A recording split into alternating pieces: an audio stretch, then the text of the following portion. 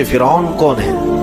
فرعون صرف ایک شخص کا نام نہیں ہے، مصر کا جو بھی بادشاہ ہوتا تھا اس کا لقب فرعون ہوتا تھا۔ تقریباً 18 یا 19 فرعون آئے، جو بھی بادشاہ ہوتا تھا اس کا لقب تھا یہ فرعون، اکثر لوگ اس کو نام سمجھتے ہیں۔ اب جو موسیٰ علیہ السلام کے زمانے کا فرعون تھا وہ بڑا جری تھا، اسے طاقت پر غرور بھی تھا، گھمنڈ بھی تھا۔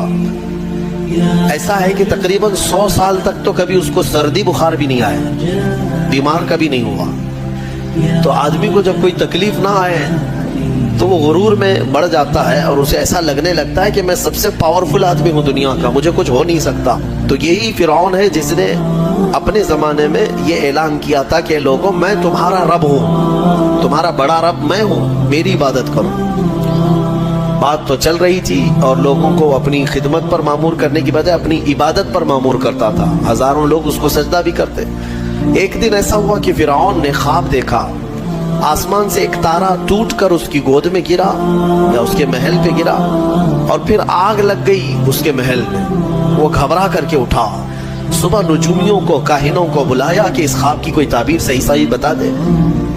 بہتوں نے الگ الگ تعبیریں بتائی، پھر جو بڑے ماہر نجومی تھے انہوں نے کہا کہ اس خواب کی تعبیر یہ ہے کہ بنی اسرائیل خاندان میں ایک بچہ پیدا ہوگا جو تیری سلطنت کو ہلاک کر دے گا، تیری سلطنت کے ہلاک کرنے کا باعث بنے گا۔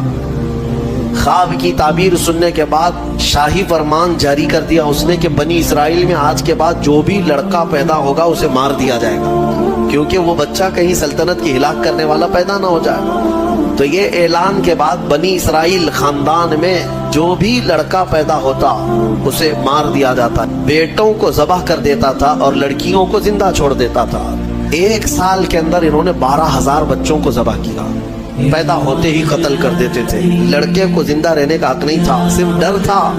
یہ وہ زمانہ ہے جب موسیٰ علیہ الصلوۃ والتسلیم کی ابھی ولادت نہیں ہوئی، ولادت سے پہلے اتنے بچے مارے گئے۔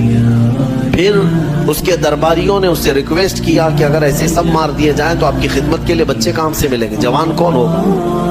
تو 1 سال چھوڑا جاتا، 1 سال مارا جاتا۔ اتفاق ایسا کہ جس سال مارا جانے والا تھا اسی سال موسیٰ علیہ السلام کی پیدائش ہوئی۔ ان کی ماں حاملہ تھی اور پیدا ہونے کا وقت جب قریب آیا تو اللہ تبارک و تعالیٰ جسے جہاں چاہے بچائے، ہاں جس انداز میں چاہے وہ اللہ تعالیٰ حفاظت فرماتا ہے۔